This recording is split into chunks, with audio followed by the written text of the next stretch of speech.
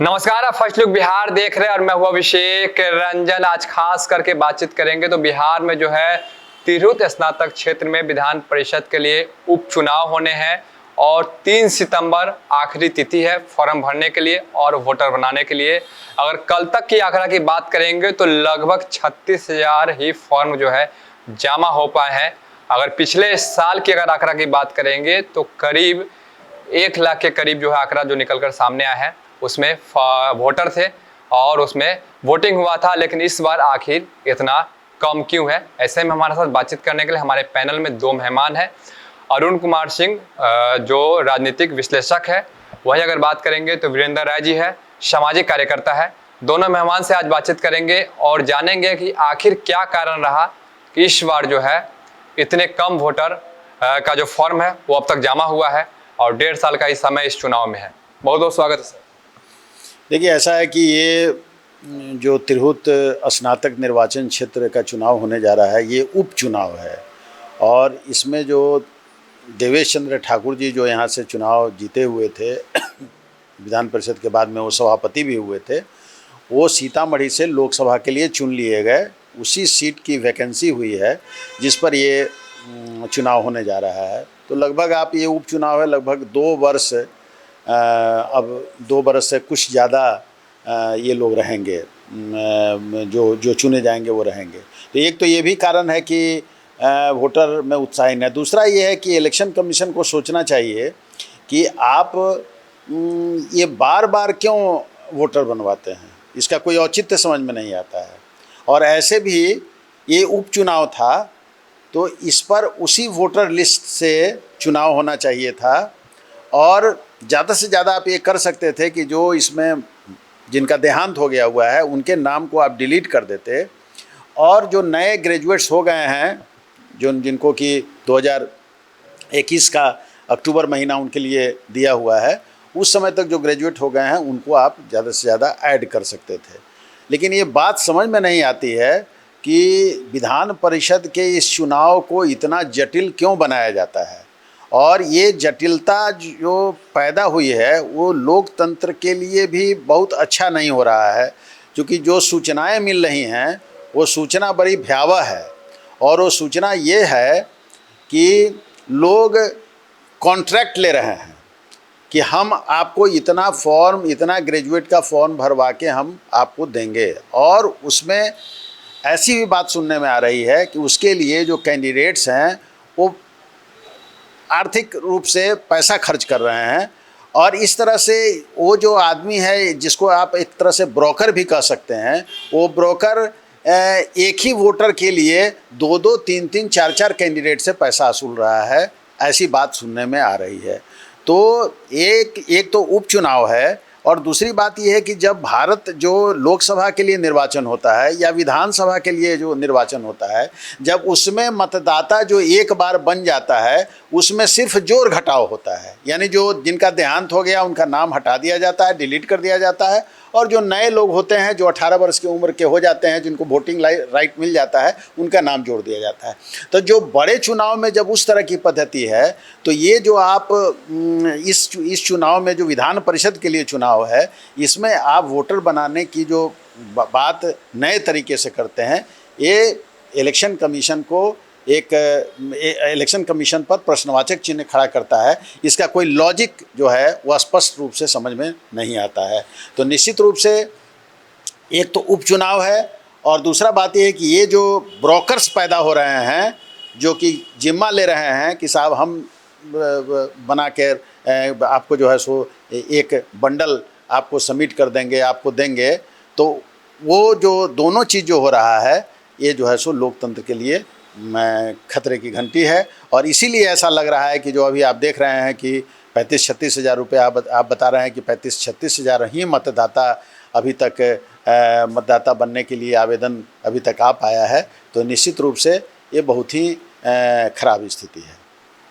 क्या कुछ कहेंगे वीरेंद्र राय जी? पिछले बार का जो आंकड़ा वो छू पाएगा या वोटरों का? पिछले साल का आंकड़ा से ज़्यादा ग्रेजुएट 2021 तक हो चुके हैं, लेकिन इनकी जो गति सीमा है फॉर्म भरने की और वोटर बनने की बहुत धीरे धीरे, और हम तो गांव गमई में किसानों के बीच घूमते हैं। कल भी हम गाय घाट के एक गांव में थे, बखरी केसो गांव में, जहां बहुत लोग जुटे थे किसान। एक बोनस का बहुत बड़ा समारोह था, उसमें भी इस पर चर्चा हुआ। कुछ लोग चर्चा किए, वहाँ के पूर्व प्रमुख और सारे लोग जुटे हुए थे। तो उन लोगों ने कहा कि पहले 30 रुपया से शुरू हुआ, अब 300 रुपया तक हो गया है कि एक वोटर बनाइए और 300 रुपया पाइए। तो इस तरह के हालात में जो लोग बना भी रहे हैं, वो एक आदमी से फॉर्म ले लिया, एक कैंडिडेट से, दूसरा कैंडिडेट यदि ज़्यादा पैसा दे रहा है तो उसके साथ जा रहा है, तीसरा ज़्यादा दे रहा है उसके साथ जा रहा है। तो 30 रुपया से लेकर 300 तक पहुंच गया। दूसरे में जो लोग राजनीति के ठेकेदार हैं गांव घर में, वो लोग भी कई पार्टी से पैसा वसूल रहा है। एक फॉर्म पर 3 2 पार्टी से पैसा वसूल रहा है, जिसके कारण गतिविधि इसका बहुत तेज नहीं है। और अब तो जहाँ तक सवाल है, गांव गमई में जो ग्रेजुएट लोग हैं उनके नज़दीक सब पॉलिटिकल पार्टी के लोग पहुँचते नहीं हैं। सब तो शहर में रहने वाले लोग उम्मीदवार हैं, सबको सब चिंता भी नहीं है। गांव का आरी डरेर पंचायत और ब्लॉक को नहीं देखा हुआ है, वो लोग भी उम्मीदवार है। और उन लोगों का ठेकेदार लोग गांव में घूमता है फार्म लेके, कोई 30 रुपया, कोई 50 रुपया, कोई 100 रुपया पर आया, अब 150 पर आया, अब 300 पर कल हम सुने बकरी के गाय घाट में केसो गाँव में। इस तरह के हालात के लिए जो भी भरे हुए हैं लोग मतदाता बनने के लिए, वो फॉर्म को रोक के रखे हुए हैं। हम लोगों ने भी कई लोगों का फॉर्म बंटवाया था, लेकिन जब पूछते हैं उनसे कि क्या हुआ, कहा नेताजी हमरा तो फलना आदमी जैसे 300 रुपया दैया, हम ओकरा देव कि यहाँ भेजली तकरा देव। हम कहली भाई जो आपको अच्छा बुझाता है वैसा करिए। तो इस हालात के कारण जो मतदाता बनने में तेजी चाहिए वो नहीं हो रहा है, और कितना बड़ा घटिया स्तर हो गया है हम लोगों का, ये सोचा जा सकता है। राजनीति में जो ग्रेजुएट लोग हैं, जो स्नातक लोग हैं, उनकी ये स्थिति है।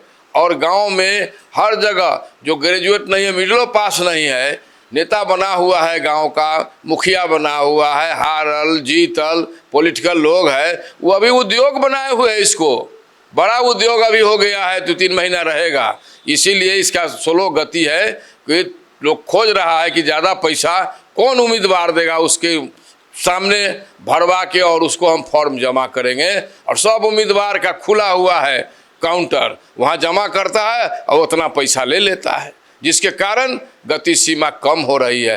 पिछले साल जो था, हम भी वोटर थे, 96,000 वोटर था, और ये जो गति सीमा है इन लोगों ने, उम्मीदवारों ने रोक दिया है इसको डाक करके, पैसा बढ़ा के घटा के, जिसके चलते गति सीमा कम है पंजीयन का और मतदाता बनने का। यही स्थिति है कमोबेश। अब आने वाला चुनाव के समय क्या घमासान होगा, ये आगे समय बताएगा। ऐसा तो नहीं है सर कि जिस प्रकार से मतलब कि माहौल बना हुआ है कि पैसा देना है, इस चुनाव में पैसा मिलता है, उसको लेकर वोट करना है, तो ऐसे में वोटर सभी पीछे खस सकते हैं। जो हमारे पास आएंगे पैसा लेकर, जो हमको देंगे वो उसके बाद जो मतदाता बनेगा वोट करेंगे। बिल्कुल, क्योंकि जो लोग भी वोटर बन रहे हैं और जो लोग बना रहा है, तो बनाने वाले की गतिविधियों को वो बड़े नज़दीक से गौर से देख रहे हैं, और उनको लग रहा है कि ये बनाने वाला जो है वोटर, ये अगले से पैसा ले रहा है।